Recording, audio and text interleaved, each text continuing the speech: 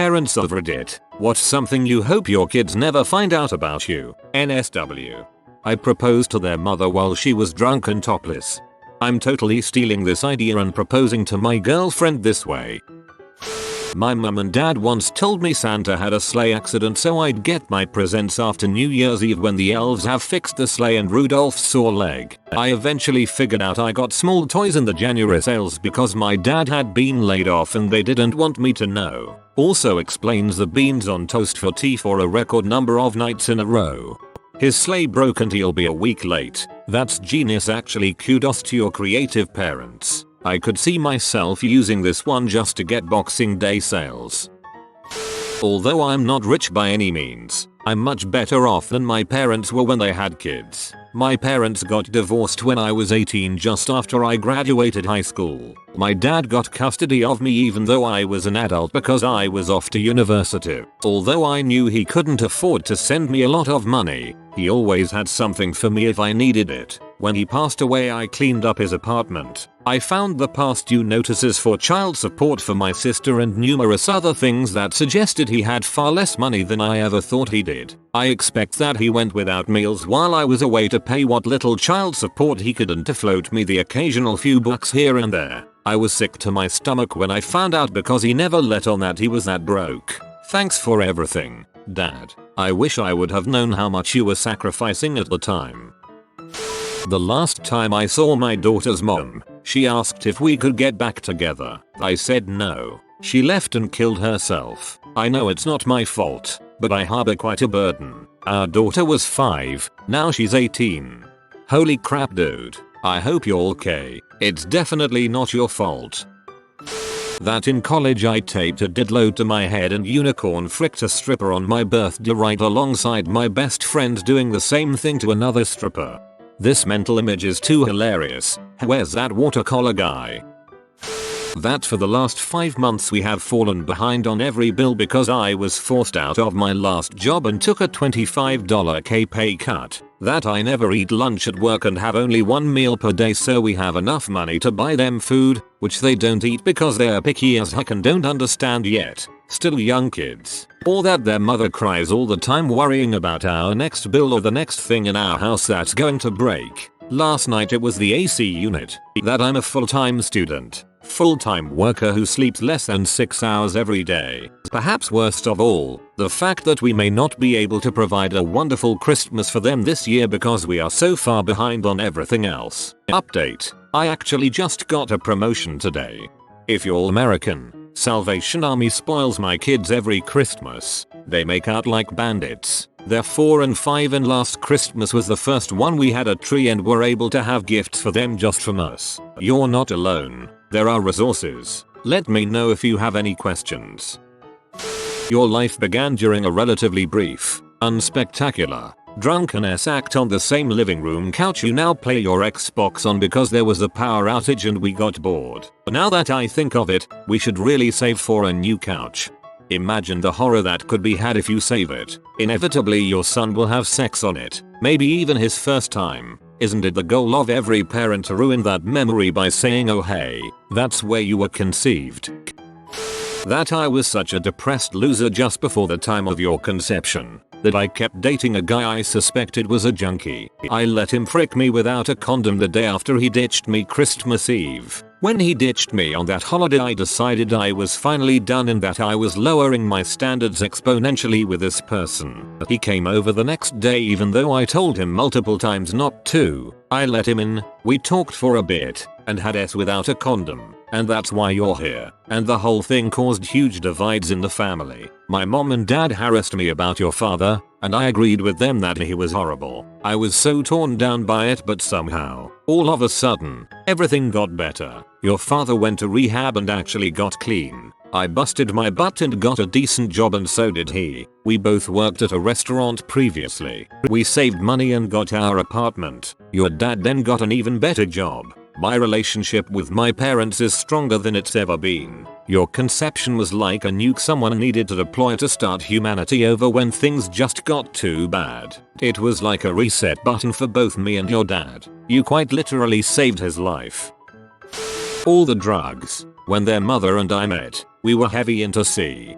Careful you don't withhold information about drugs to prevent them from ever doing any. It's the best way to get a kid to experiment with everything, which doesn't always end well. I grew up having an open dialogue with my folks and I'm very consciously aware of the effects of different substances and which one must steer clear from. How I met their mother. I was married to my first wife at the time and a friend brought over a girl he was dating. We all became friends and she actually lived with my first wife and I for a while. She dated my wife's brother, and then one night her and my wife stayed up drinking while I went to bed. They woke me up the next morning with a threesome. And that's the story of the first time I had sex with my second wife, mother of my children, love of my life. That sounds like a parody of How I Met Your Mother. Everything that happened between 13 and 23. Those that don't understand the history of their parents are doomed to repeat it. I've skipped meals so they didn't have to. One was conceived on the first anniversary of 9/11. I remember because the TV was on and it's all they were talking about. One was conceived the first night there was no new episodes after the season of Rescue Me ended. Another when the Red Sox lost to the Yankees and I was sad and my wife wanted to cheer me up. We both work crazy hours so sex has always been infrequent. That's how I know. About a year ago I did some mental arithmetic and realized I was born almost exactly 9 months after my sister's first birthday. I found this quite funny. My sister was less amused when I told her. Not falling for this one, kiddo. My thoughts exactly. By the same token, something I don't want my kids, or anyone else, to know are my usernames on the conversational sites I frequent, such as this one. This is where I'm free and uncensored and unjudged. For a few years now I've been seeing a professional dominatrix that does whatever she wants to me, up to and including using my body for her other customers' pleasure. Not sure you want to know that about your mother. Not really, unless they end up in the same stuff, then you're gonna have something new in common. My son is 5 and my daughter is 3 months. I hope they never find out how close their dad and I have come to divorce this year. I hope we can stick it out and still be married so I won't have to tell them. How much of a struggle it is keeping them happy, fed, clothed and a roof over their heads. I don't work 2 jobs for funsies. It's a tough world to get by in, but I don't want them to feel the pressure I do. Just enjoy being a kid. You'll join the battle soon enough. Stroke. I hope my daughters, who I'm trying to raise to respect themselves and their bodies, never know how little I respected women and their bodies up until my late 20s. That I don't know what the frick I'm doing. I'm making up how to dad as I go along and I'm therefore doing a pretty crap job of it. That they were conceived after mummy had one too many vodka and lemonades. That's why my big brother has a helmet and nicer coloring books than I do. I fricked their mom. This guy fricks. I hope my son never finds about my S-drive or how kinky I can get. That I am their father. I've donated sperms once about 10 years ago. I don't want to be a dad. I was just a broke college kid.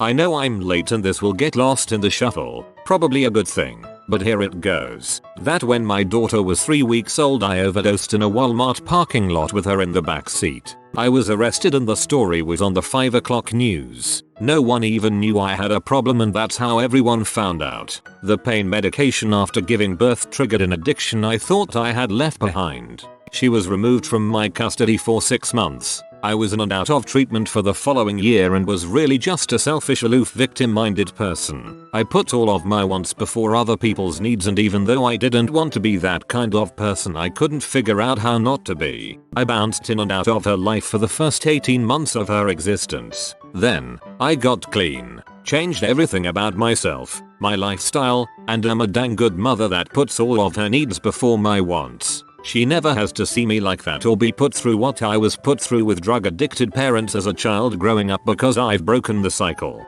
I got clean early enough to where she may not even remember, but I dread the day she looks me up on Google and that news article pops up. Maybe I'll decide to face it head on and have an open and honest conversation about it before she has that opportunity. I just don't know. I have so much shame around the kind of person I used to be, with or without the drugs. I'm not 100% sure on the psychology of this, but I'd say your story is a great what not to do for her once she gets to the age where it will become a worry. As a father of 2 who has never done any drugs, I think it will be harder for me to explain the reason to stay away. You at least have an experience to share. When they come downstairs for a drink of water and daddy smells a little funny, it's because he is blazed as heck. I make a joke about always applying for jobs, and that I stay busy at the house when I'm at home. I wish I had a job and that we weren't one hospital visit away from homelessness. I graduated law school last year, and my kids are so proud that dad is a lawyer, but I've only worked short contracts, haven't had anything full time, and haven't made any money in 4 months. My wife works for a non-profit, and I have to beg for money from my folks just to keep my lights on and food at my table. It's the most degrading feeling, but I put a huge smile on my face for them. I also will buy them clothes they need, or a toy they want now and then, and just not get as much at the grocery store because I need them to know that we're okay. I have amazing kids who know the value of playing outside and not needing every toy or game you see. My 9-year-old even told me once that she's glad we say no sometimes because her friends who get everything they ask for don't appreciate what they have. I cried that night, wishing I could say yes more often, but thankful that I wasn't hurting them. I hope my daughter never knows how much I let my appearance control my life. Eating disorders are a very difficult thing to overcome, and even though I'm at a healthy weight now, my self-esteem is the lowest of lows. I still see food as the enemy. I try my best not to let her hear me say things about my weight or food because I don't ever want her to pick up on my stupidity. I want her to love herself and her body, just the way she is. She is beautiful, intelligent, and has so many things ahead of her, and I would be devastated if she ever felt the way I feel. I want her to have a positive body image and feel great in her own skin. I want her to be able to look in the mirror and only see the good things. And I know that starts with me. I've got to change to make this happen.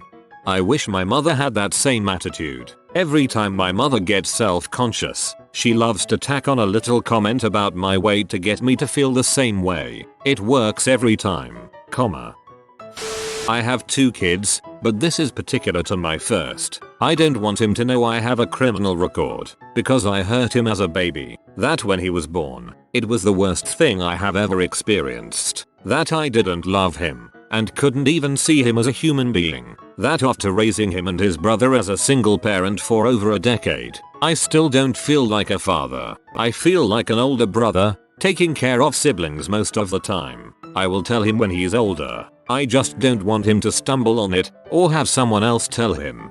I think you should seriously consider therapy to work this out. Feeling like a bigger brother shows that you have compassion and love for them, and a professional can help you deal with your guilt and become the father you want to be. I wish you all the best, dude. How much pee I look at? We know, Dad. That I don't have it all together, and I spend a lot of time crying alone. My body count. I don't want them to come even close. They should find someone they love and stick to them. That daddy and I see prostitutes for fun. That there have been so many times that the only reason I haven't committed suicide is because I know I'm all he has. He's the reason I'm in counseling and working so hard to be okay. That my twins were conceived because Manning and the Broncos lost to the Colts and I was sad. I frick like a horse.